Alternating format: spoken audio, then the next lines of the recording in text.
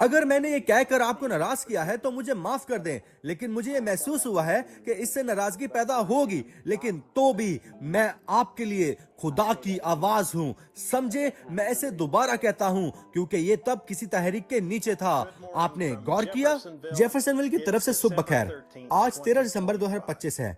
मैंने बहुत से लोगों को पुलपट पर चलाते हुए सुना है कि brother Branham home tape churches पर यकीन नहीं रखते थे, और बिल्कुल यही पास्टर उन लोगों को चर्चिस में से बाहर निकाल रहे हैं जो कि ब्रदर ब्रैनम की टेप्स को सुन रहे हैं और उसके मुतालिक बात कर रहे हैं। इससे नजर आता है कि वो पास्टर्स खुद भी टेप्स को नहीं सुनते। इसके मुतालिक सुने जो कि नबी ने बाइबल में राहब के होम टेप चर्च के बारे में बताया है, जो कि यरू में था। ये साथी वहां पर गए, ये पैगंबर, और उन्होंने उस चुने हुए 20 को पकड़ा जिन्हें ईमान रखा। उसने अपने घर को बतौर एक चर्च इस्तेमाल किया ताकि पैगंबरों को कबूल कर सके, क्योंकि वहाँ कोई भी चर्च उन्हें अंदर आने नहीं दे रहा था। नहीं जनाब, समझे? पर इसीलिए वो आपको भी अंदर नहीं आने देंगे। अगर आप इसके मुतालिक कुछ बोलेंगे तो वो आपको भी बाहर निकाल देंगे। जी हाँ, ध्यान दें, उन्होंने उस शहर में सबको पकड़ लिया जिन्होंने निशान के नीचे ईमान रखा। आज हमें भी बिल्कुल यही करना चाहिए। क्या आपने सुना उसने क्या कहा? हमें भी बिल्कुल आज ऐसा ही करना चाहिए। लेकिन मेरा ताल्लुक एक बहुत बड़े चर्च से है और मेरे पास एक बहुत ही शानदार तहरीक शुदा पास्टर मौजूद है। खबरदार, बहुत से लोग आज यही सोचते हैं क्योंकि मेरा ताल्लुक फलां चर्च से है तो मैं पूरी तरह से महफूज हूँ।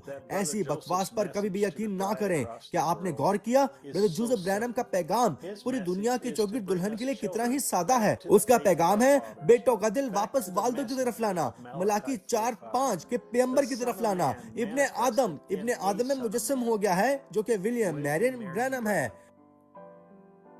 अब ब्रैनम टैबरनेकल.org की तरफ से उकाब इकट्ठे हो रहे हैं। कलेक्टर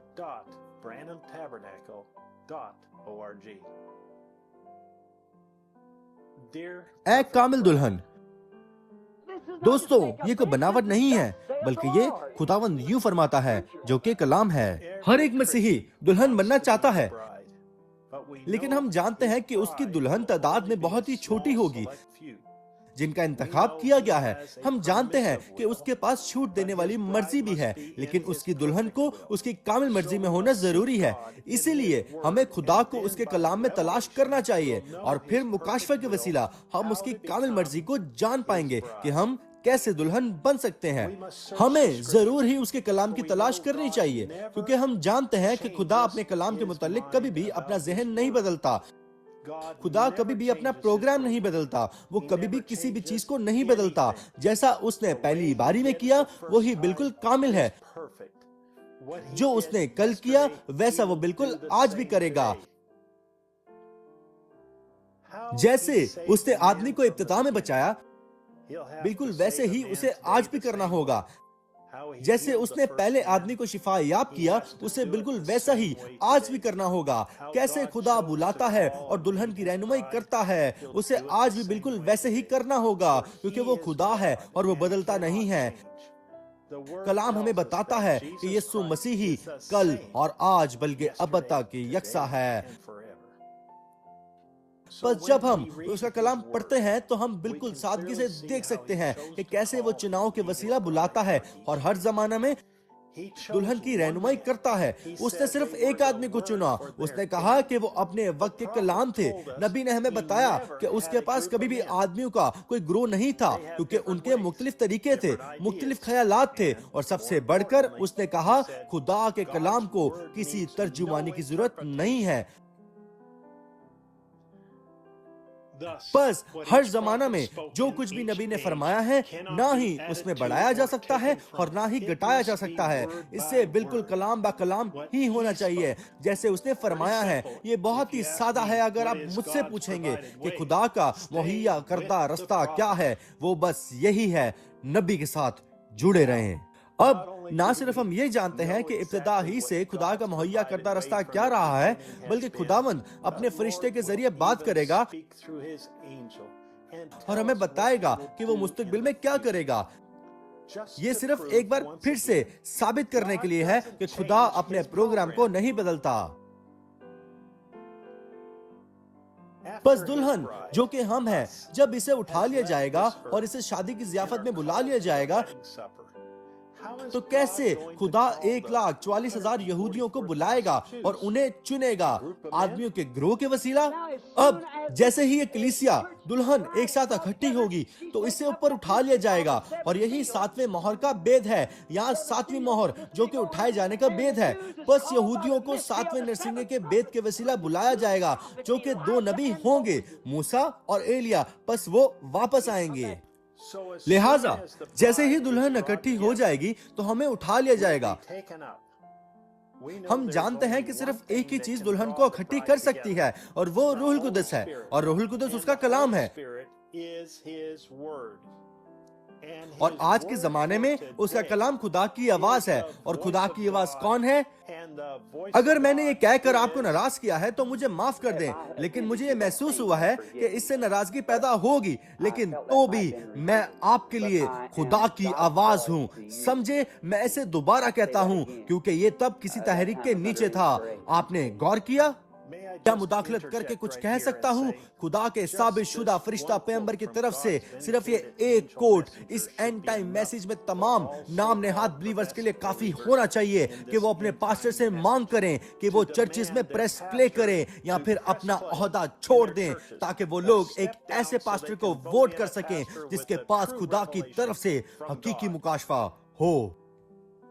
बस नरसिंगा फूंका गया और 2 नबी मंजर पर आ गए, क्योंकि वो अपने सातवें फरिश्ते को और अपनी दुल्हन को यहाँ जमीन पर एक ही वक्त में नहीं रख सकता। जब वो आते हैं तो वो कैसे यहूदियों को बुलाएगा? बिल्कुल उसी तरह ही जैसे उसने गैर कौम की दुल्हन को बुलाया।